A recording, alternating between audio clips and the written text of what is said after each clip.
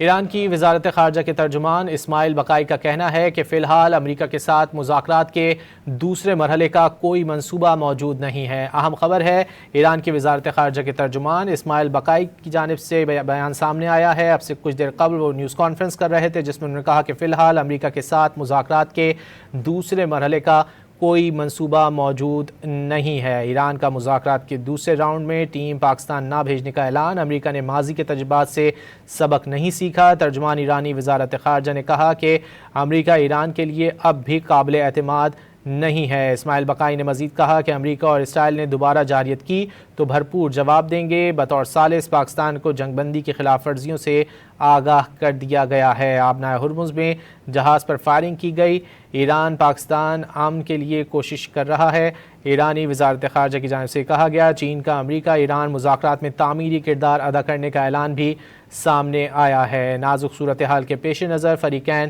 محتاط رویہ اختیار کریں، چینی وزارت خارجہ کی جانب سے یہ بیان سامنے آیا۔ ایران کی وزارت خارجہ کے ترجمان اسماعیل بقائی کا یہ کہنا ہے کہ فی الحال امریکہ کے ساتھ مذاکرات کے دوسرے مرحلے کا کوئی منصوبہ موجود نہیں ہے۔ واضح ہے کہ امریکی صدر ڈونلڈ ٹرمپ کی جانب سے گزشتہ روز بتایا گیا تھا کہ امریکی مذاکراتی ٹیم آج شام پاکستان پہنچے گی اور مذاکرات منگل کو ہوں گے، لیکن ایران کی وزارت خارجہ کے ترجمان اسماعیل بقائی کی جانب سامنے آیا ہے۔ انہوں نے کہا ہے کہ فی الحال امریکہ کے ساتھ مذاکرات کے دوسرے مرحلے کا کوئی منصوبہ نہیں ہے۔ ایران کا مذاکرات کے دوسرے راؤنڈ میں ٹیم پاکستان نہ بھیجنے کا اعلان سامنے آیا ہے۔ امریکہ نے ماضی کے تجربات سے سبق نہیں سیکھا۔ ترجمان ایرانی وزارت خارجہ کی جانب سے کہا گیا ہے کہ امریکہ کی جانب سے جنگ بندی معاہدے کی خلاف ورزیاں کی جا رہی ہیں۔ ایسی صورت میں ہم اپنا وفد پاکستان نہیں بھیج سکتے۔ امریکہ ایران کے لیے اب بھی قابل اعتماد نہیں ہے۔ اسماعیل بقائی کی جانب سے کہا گیا کہ امریکہ اور اسرائیل نے دوبارہ جارحیت کی تو بھرپور جواب دیں گے۔ بطور ثالث پاکستان کو جنگ بندی کی خلاف ورزیوں سے آگاہ کر دیا گیا ہے۔ اسماعیل بقائی کی جانب سے یہ بیان سامنے آیا۔ انہوں نے کہا کہ آبنائے ہرمز میں جہاز پر فائرنگ کی گئی۔ ایران پاکستان امن کے لیے کوششیں کر رہا ہے۔ اسی حوالے سے بات کر لیتے ہیں، ہمارے ساتھ موجود ہیں بیورو چیف اسلام آباد افتخار شیرازی صاحب۔ افتخار صاحب بہت شکریہ آپ کے وقت کا۔ افتخار صاحب، ایران کی جانب سے دوسرے راؤنڈ میں شرکت سے انکار کر دیا گیا ہے، کیا کہیں گے؟ جی بالکل، کل سے جس طرح امریکہ کے صدر ڈونلڈ ٹرمپ کی جانب سے اسٹیٹمنٹس آ رہی تھیں اور ساتھ میں یہ کہ جمعے کے روز اگرچہ ایران نے تو اسٹریٹ آف ہرمز کو اوپن کیا، لیکن اس دوران امریکہ نے ایران کی جو بحری ناکہ بندی اس کو برقرار رکھا، تو اس کے بعد سے ماحول ایک کشیدہ ہو گیا تھا اور لگ یہ رہا تھا کہ اب وہ جو ایک ٹرسٹ ڈیفیسٹ ہے وہ مزید بڑھ گیا ہے۔ اور اس دوران اگرچہ پاکستان کی فوجی اور سول قیادت نے بڑی کوشش کی ہے ایران کو یہ باور کرانے کی کہ یہ اس طرح کے مذاکرات کے دوران ماحول بنتے رہتے ہیں، لیکن اس کو کنٹینیو کیا جائے، لیکن امریکی صدر کی جانب سے جو پھر امریکی نیوز چینل کو ایک انٹرویو دیا گیا فاکس بزنس کو، وہ بھی بڑا ایک طرح سے ایسا تھا کہ جس میں کوئی ایسے 7 کلیمز کیے گئے کہ جو درست نہیں تھے۔ اس کے بعد ہم نے دیکھا ہے کہ ایران کے اسپیکر محمد باقر کالیباف نے بھی ان کو بیس لیس قرار دیا۔ اس سے ہوا یہ ہے کہ خود ایران کے اندر مذاکرات کے حامی جتنے بھی قائدین تھے اس کے اوپر اندر ایک دباؤ کی کیفیت بنی اور ایران کے اندر ان پہ بڑا کرٹیسزم آیا ہے پاسداران انقلاب کی جانب سے، ان کی جو سپریم کونسل ہے ان کی جانب سے۔ امپریشن یہ جا رہا تھا کہ شاید جو ایران کی مذاکراتی ٹیم ہے وہ ڈائلاگ ٹیبل پہ امریکہ کے تمام مطالبات تسلیم کر چکی ہے، جس میں یورینیم جو افزودہ ہے وہ بھی امریکہ کے حوالے کی جانی ہے، جس میں یہ بھی کمٹمنٹ دے دی گئی ہے کہ شاید ان کا جو نیوکلیئر پروگرام ہے اس کو غیر معینہ مدت تک بند کر دیا جائے گا۔ اور تو ظاہر سی بات ہے جب اس طرح کا امپریشن ڈیولپ ہوا ہے تو اس کے بعد مذاکرات سے جڑے ایرانی قیادت کے اوپر دباؤ بنا اور پھر الٹیمیٹلی وہی ہوا کہ جس کا خدشہ تھا کہ دوسرے دور کے لیے پھر ان کی قیادت سے وفد کو نہ بھیجنے کا فیصلہ کیا ہے اور اس وقت اناؤنسمنٹ ہمارے سامنے ہے۔ اور اس حوالے سے گزشتہ رات جو وزیر اعظم پاکستان شہباز شریف صاحب کی گفتگو ہوئی ایرانی صدر مسعود پزیشکیان سے، اس میں بھی یہی نقطہ گویا کہ زیر بحث رہا ہے، جس میں ایرانی قیادت نے یہ واضح طور پہ کہہ دیا کہ اگرچہ امریکہ کی جانب سے یہ اسٹیٹمنٹ آ گئی ہے کہ ان کا وفد منڈے کے روز اسلام آباد پہنچ رہا ہے، لیکن ایران کا وفد انہوں نے کہا کہ اس وقت تک نہیں آئے گا کہ جب تک ایک تو لبنان میں جنگ بندی پہ حقیقی طور پہ عمل درآمد نہیں ہوتا، کیونکہ کل کے روز بھی دیکھا گیا ہے کہ اسرائیل نے اس کی وائلیشن کی جو 10 روزہ جنگ بندی ہے، اور ساتھ میں اس معاملے پہ تو زیرو ٹالرنس دکھائی گئی کہ جب تک ایران کی آبی ناکہ بندی ختم نہیں کی جاتی تب تک یہ ممکن ہی نہیں ہے کہ ایران کا وفد اسلام آباد کی جانب روانہ ہو۔ اور اب کی بار ایران نے یہ کہا ہے کہ ایسا ہو نہیں سکتا کہ ایران کے پاکستان کا جو ثالث کا رول ادا کر رہا ہے، اور گزشتہ ڈائلاگ سے پہلے بھی پاکستان کی جانب سے یقین دہانی کرائی گئی تھی کہ جو گویا کہ اعتماد سازی کے اقدامات ہیں، جس میں لبنان میں جنگ بندی تھی اور ساتھ میں ایران کے منجمد اثاثے جو کم از کم قطر میں 6 ارب ڈالر پڑے ہیں، ان کو انفریز کر دیا جائے گا۔ تو پہلے راؤنڈ میں بھی پاکستان کی یقین دہانی پہ کہ وفد اسلام آباد آ جائے تو اس کے بعد اعتماد سازی سے متعلق یہ دونوں اقدامات کر لیے جائیں گے، لیکن وہ بھی نہیں ہو سکے۔ تو اس بار اب ایرانی قیادت نے بڑا ایک فارم پوزیشن لے لی ہے کہ جب تک یہ اسٹریٹ آف ہرمز کے بعد کی جو ناکہ بندی ہے ایران کی، وہ جب تک ختم نہیں ہوتی تب تک یہ ممکن ہی نہیں ہے کہ ایرانی وفد ان ڈائلاگ میں آئے۔ تو ہم کہہ سکتے ہیں کہ ایک تعطل سا آ گیا ہے۔ اب دیکھنا یہ ہے کہ اس دوران جو سفارتی کوششیں پھر سے شروع ہوتی ہیں، وہ کیا امریکہ کو اس بات پہ قائل کرنے میں کامیاب ہوتی ہیں کہ نہیں کہ جو کمٹمنٹ دی گئی تھی امریکہ کی جانب سے ایران کو ڈائلاگ پروسیس سے پہلے، کیا ان پہ عمل درآمد ہوگا یا نہیں ہوگا۔ لیکن فی الحال تو ہمیں جو امریکی صدر کی سٹیٹمنٹ ہے وہ یہ بتا رہی ہے کہ وہ جس طریقے سے بھی ہو ایران سے اپنی شرائط منوانا چاہتے ہیں، اور اگر وہ سمجھتے ہیں کہ مذاکرات کا عمل آگے نہیں بڑھتا تو جیسے کل انہوں نے بتایا ہے کہ وہ کچھ کریں گے کہ جو پچھلے 47 برسوں میں امریکہ کا کوئی صدر ایران کے ساتھ کر نہیں سکا۔ تو یہ بڑا ایک اگریسو قسم کا بیان ہے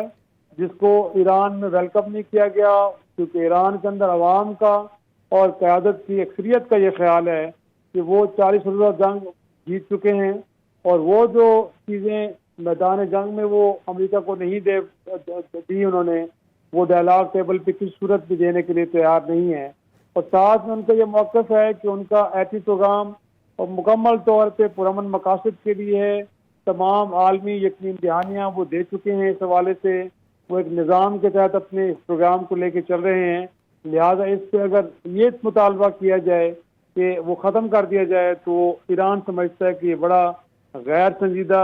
غیر حقیقت پسندانہ مطالبہ ہے، تو اس سے کسی صورت بھی تسلیم نہیں کیا جائے گا۔ آج بھی آپ نے دیکھا ہے کہ ان کے جو ترجمان دفتر خارجہ ہیں انہوں نے کہا ہے کہ ایران کی بھی کچھ ریڈ لائنز ہیں جن کے اوپر کسی قسم کا کوئی کمپرومائز نہیں کیا جائے گا،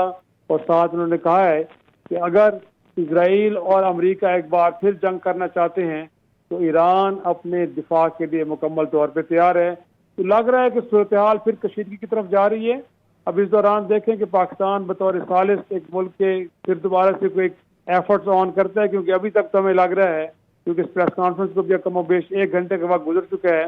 اس کے بعد سے ہمیں کوئی ڈپلومیٹک ایکٹیویٹی ہوتی ہوئی نظر نہیں آ رہی۔ تو کیا وہ ممالک کے جو اس سارے قضیے کو پرامن طریقے سے حل کرنے کی کوشش کر رہے تھے، کیا وہ بھی تھک چکے ہیں، یا پھر آنے والے چند گھنٹوں میں ایک اور ڈپلومیٹک ایفرٹ ہوگی اور اس کے بعد چیزیں دوبارہ نارملسی کی طرف جائیں گی۔ اور ساتھ میں اب ہم یہ کہہ سکتے ہیں کہ اس بات کا بھی اب کبھی امکان ہے کہ جو امریکہ سے آنے والا وفد ہے اب اس کی بھی پاکستان آمد میں تاخیر ہو جائے، اگرچہ اسلام آباد کا ریڈ زون مکمل طور پہ سیل ہے اور یہاں پہ سیکورٹی کے جو ارینجمنٹس ہیں وہ بڑی انپریسیڈنٹڈ، اس سے پہلے اس طرح کی سیکورٹی ارینجمنٹس ہم نے اسلام آباد میں نہیں دیکھی۔ تو دیکھیں اب صورتحال کس طرف جاتی ہے۔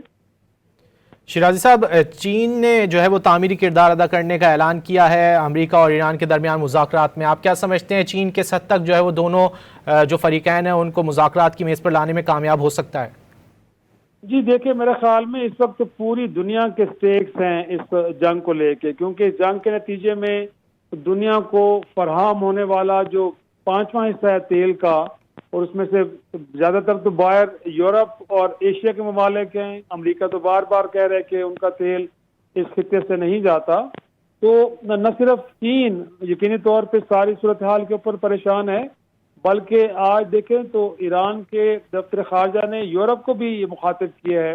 اور ان سے کہا گیا ہے کہ وہ گراؤنڈ ریالٹیز کو مدنظر رکھتے ہوئے کچھ اقدامات کریں، گویا کہ دباؤ کی کیفیت بنائیں امریکہ کے اوپر کہ وہ ایک تو انریلسٹک جو ان کی ڈیمانڈز ہیں، جو غیر حقیقی غیر منطقی ڈیمانڈز ہیں، ان سے پیچھے ہٹے، اور دوسرا اس جنگ کو ختم کرنے کے لیے جو ایران کی جائز مطالبے ہیں ان کو تسلیم بھی کیا جائے، اور ساتھ میں جو سیز فائر کے دوران کچھ کمٹمنٹ دی گئی تھیں ان کو پورا کیا جائے۔ تو میرا خیال میں اب لگ یہ رہا ہے کہ پاکستان اگرچہ ثالث کے طور پہ فریقین کو ضرور سمجھاتا رہا ہے، پیغام رسانی کا کام بھی کرتا رہا ہے اور مذاکرات کے لیے وینیو بھی فراہم کیا ہے، لیکن اب پاکستان سے بڑھ کے کچھ ایسے ممالک کو اس سارے عمل کے اندر انٹروین کرنا پڑے گا کہ جو معاشی طور پہ زیادہ مضبوط ممالک بھی ہیں، جن کی آواز زیادہ توانا آواز ہے، اور جن کی جانب سے کوئی بھی کنسرن گویا کہ امریکہ میں بڑے غور سے سنا جائے گا۔ تو ہمیں امید کرنی چاہیے کہ وہ چین ہو، وہ روس ہو، وہ یا پھر یورپ کے ممالک ہوں، اب اس سارے معاملے پہ اپنی فکر کا اظہار بھی کریں گے، اور ساتھ میں امریکہ سے اس ڈائلاگ پروسیس کو کامیاب بنانے کے لیے کچھ حقیقی مطالبات بھی کریں گے۔ اب دیکھنا یہ ہے کہ ان مطالبات کو خود امریکہ کیسے جواب دیتا ہے، یہ بھی ایک بڑی اہم بات ہے۔ فی الحال تو ہمیں امریکی صدر کے رویے میں ایک جارحانہ پن دیکھنے کو مل رہا ہے، اور ساتھ میں ان مذاکرات کی حساسیت کو مد نظر رکھتے ہوئے چیزوں کو جو مخفی رکھنا تھا، سیکرٹ رکھنا تھا، وہ اس کی بھی پاسداری یا کم از کم خیال نہیں رکھ رہے۔ جو بھی گفتگو ہے وہ پبلک ڈومین میں کر رہے ہیں، جس سے میں نے پہلے بھی جیسے بتایا آپ کو کہ اس سے ایرانی وہ قیادت کے جو گفتگو کے ذریعے اس مسئلے کو حل کرنے چاہ رہی ہے اس کے اوپر دباؤ بن رہا ہے، دباؤ بڑھ رہا ہے، اور خود ایران کے اندر جس طرح پبلک اس وقت سینسٹائز ہو چکی ہے اس وار کو لے کے، وہاں پہ پہلے بھی جب ہماری لوگوں سے بات ہوتی ہے خیال یہ ہے کہ اس جنگ کو آگے لے کے چلنا چاہیے۔ تو ایسے میں کہ جب وہاں کی کچھ قیادت گفتگو کے ذریعے مسئلے کو حل کرنا چاہتی ہے، اس سارے پروسیس کو ڈونلڈ ٹرمپ صاحب کی جو ٹویٹس ہیں، ان کی جو سوشل میڈیا پہ پوسٹ ہیں، وہ جو مغربی میڈیا کو انٹرویوز دے رہے ہیں، ان میں جو ان کا غیر ذمہ دارانہ رویہ اور سٹیٹمنٹس ہیں وہ اس سارے ماحول کو خراب کر رہی ہیں۔ تو خیال تو پہلے یہ تھا کہ شاید اس جنگ کو دوبارہ شروع کرنے میں جو میجر رول ہے وہ کہ اسرائیل ادا کرے گا، کیونکہ اس کو اسپائلر اسٹیٹ کے طور پہ دیکھا جا رہا تھا، لیکن اس وقت ڈائلاگ پروسیس کو ناکام کرنے میں جتنا عمل دخل ڈونلڈ ٹرمپ صاحب کا ہے شاید کسی اور ملک کا یا کسی اور شخصیت کا نہیں ہے۔ تو دیکھیں وہ اپنے رویے کو ایڈریس کرتے ہیں، اور ایک عالمی دباؤ بنتا ہے کہ نہیں بنتا، ہمیں کچھ گھنٹے انتظار کرنا ہوگا۔ شیرازی صاحب، آپ جس عالمی دباؤ کی بات کر رہے ہیں، ہم دیکھ رہے ہیں کہ پاکستان نے تو اپنے قد سے بڑھ کر ثالثی کی کوششیں کی ہیں، مذاکرات کی میز پر دونوں ممالک کو کئی سال بعد بٹھایا ہے، پھر اس کے بعد دوسرے دور کی بھی ابھی باتیں چل رہی ہیں، لیکن ہم یہ دیکھ رہے ہیں کہ جو عالمی دنیا ہے اس کی جانب سے بیانات تو سامنے آ رہے ہیں، لیکن کوئی بھی جو عملی قدم نہیں اٹھایا جا رہا مذاکرات کی جو بحالی ہے اس کے لیے۔ جی بالکل، یہ ایک بڑا حیران کن امر ہے، اور یقینی طور پہ اسی کو لے کے پریشان بھی ہے دنیا، اور عوام نے دیکھا ہے، عوامی سطح پہ تو بڑا ایک ریئیکشن آیا۔ برطانیہ میں خود امریکہ کے اندر 80 لاکھ لوگ سڑکوں پہ آئے، اس کے علاوہ دیگر خطوں کے اندر بھی ہم نے دیکھا ہے کہ اس وار کے خلاف لوگ کھڑے ہوئے۔ خود اسرائیل کے اندر آپ دیکھیں کہ بڑا ایک اسٹرانگ کرٹیسزم آیا نیتن یاہو کے اوپر کہ یہ غیر ضروری جنگ شروع کی گئی ایران کے ساتھ۔ پھر ایران سے متعلق جو نیریٹو بلڈنگ کی گئی کہ شاید وہ عالمی امن کے لیے ایک بہت بڑا خطرہ ہے، دنیا نے اس کو بھی تسلیم نہیں کیا۔ لیکن یہ جنگ کہ جو بنیادی طور پہ پوری دنیا کو متاثر کری، جیسے میں نے آپ سے کہا کہ 20% تو تیل یہاں سے برآمد ہوتے پوری دنیا کو، لیکن 1/3 کھاد گویا کہ دنیا میں دیکھیں سنتھیٹک کھاد کے اوپر فصلیں اگتی ہیں، تو گویا کہ امونیا ہو یا یوریا کھاد، وہ 1/3 اس عرب ممالک سے دنیا کو سپلائی ہوتی ہے۔ اور اگرچہ ہم کہتے ہیں کہ تیل سے متعلق تو کچھ ارینجمنٹس موجود ہیں کہ یا تو یہ کہ جن ممالک کے پاس 6 ماہ کے ریزرو ہیں وہ انتظار کر سکتے ہیں، وہاں پہ بحرانی کیفیت نہیں ہوگی، کہ قیمتیں تھوڑی بہت بڑھ گئی ہیں لیکن معیشت کا پہیہ چلتا رہے گا۔ اسی طرح اس کی پروڈکشن بڑھا کے یا کنزمپشن کے اندر کمی لا کے جو آئل کرائسس ہے اس کو تو حل کیا جا سکتا ہے، لیکن کھاد کی جو فراہمی ہے وہ تو مخصوص وقت میں ضروری ہے جب فصلیں کاشت ہو رہی ہوتی ہیں، اس میں نہ تو کسی کے پاس کوئی ریزرو موجود ہے اور نہ اس کو متبادل موجود ہے۔ تو یہ تو آنے والے وقت میں لگتا ہے کہ نہ صرف آئل کرائسس بلکہ غذائی بحران کو بھی یہ جنگ جو ہے وہ اس کا پیش خیمہ بن سکتی ہے۔ تو دنیا پریشان ضرور ہے، لیکن وہ جو آپ نے بات کی ہے کہ پاکستان کے علاوہ ابھی تک کسی نے کوئی پریکٹیکل سٹیپ نہیں لیا کہ اس جنگ کو ختم کرنے کے لیے کوئی عملی اقدامات ہونے چاہیے. اور اس میں ایک ایسا ملک جارحیت کا شکار ہوا ہے وہ تو ڈائلاگ ٹیبل پہ آیا ہے، لیکن جو جارح ملک ہے وہ مسلسل اپنی کمٹمنٹ سے پیچھے ہٹ رہا ہے، یہ اوور ڈیمانڈنگ ہو رہا ہے، اگریسو رسک کے ساتھ وہ سب کچھ حاصل کرنا چاہتا ہے اس ڈائلاگ ٹیبل سے. تو میرا خیال میں ایک ریئلسٹک اپروچ تو اپنانی چاہیے ہوگی دنیا کو، تاکہ اس میں دونوں فریقین کے لیے ون ون سچویشن ہو. جہاں پہ کچھ مطالبات امریکہ کے تسلیم کر لیے جائیں، وہاں پہ ایران کے جو پچھلے 47 سال سے بالکل دونوں جانب سے جو ہے وہ کچھ مطالبات جو تسلیم کیے جائیں گے، کچھ جو ہے وہ ان سے اختلاف کیا جائے گا. ہمارے ساتھ افتخار شیرازی صاحب موجود تھے، بہت شکریہ آپ کے وقت کا.